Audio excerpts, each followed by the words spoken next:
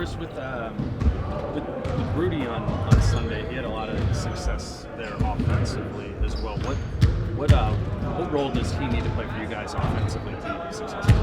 Well, he was one of the few bright spots, for sure. With all the switching that they do, he's got to dominate the glass like he did offensively. Just continue to spacing for everybody is going to be huge, but he's such a difference maker when he's spacing the right way. I think that's going to be important for him. And getting to do that good space early, really, and being able to finish. And then just you've said it all year, but the importance of if they go small on him to be able to punish them. Yeah, I think so, definitely. We have to do a better job of punishing some of these switches when they do switch everything. And dare us to throw it to them, or throw it anywhere in the post.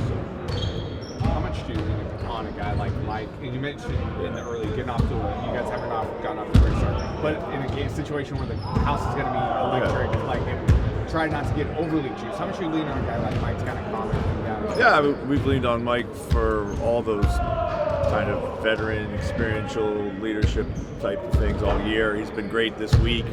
Kind of set the tone early with some remarks our first day this week when we came back together.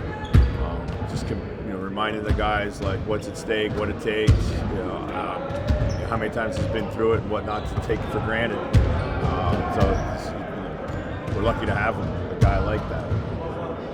Do you feel prepared 24 hours in advance? Sure, absolutely. Yeah, we feel prepared. It's going to, all these series is a lot of things that happen and adjustments and zigs and zags, but we feel very prepared right now. Chris, you guys going to last season, Rudy's first season, kind of hit your stride around maybe the 60-game mark.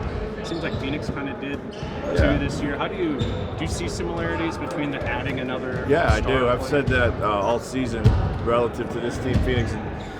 In particular, when you add these big pieces and these roles have to adjust, and people got to figure out how to play together and play off of each other and accept their new role.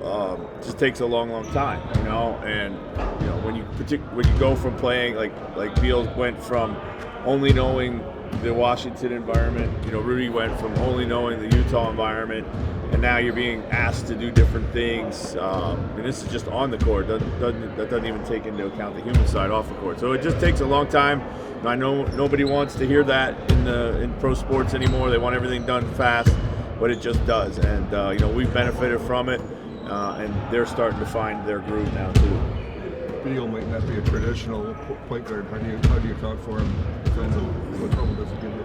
Yeah, I mean, I don't think the traditional point guards, there aren't many of them left in the league, but he does a really good job of running their offense. I think between the two of them, they always have somebody to go to that can go somewhere, create shots for their teammates, and also create their own shots. So they provide a lot of punch, a lot of scoring with the ball in their hands, which is kind of what the league has become nowadays. So, what are some things about Frank Vogel as a coach that you admire, the job? Yeah, I mean, first of all, he's a winner. He's kind of won everywhere he's ever been. His teams are super prepared. The defense is on point, always on point.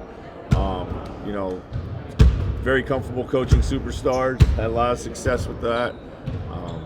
Outstanding coach, no doubt about it. How do you feel you've grown as a coach from your first playoff appearance, and just kind of 3 years being?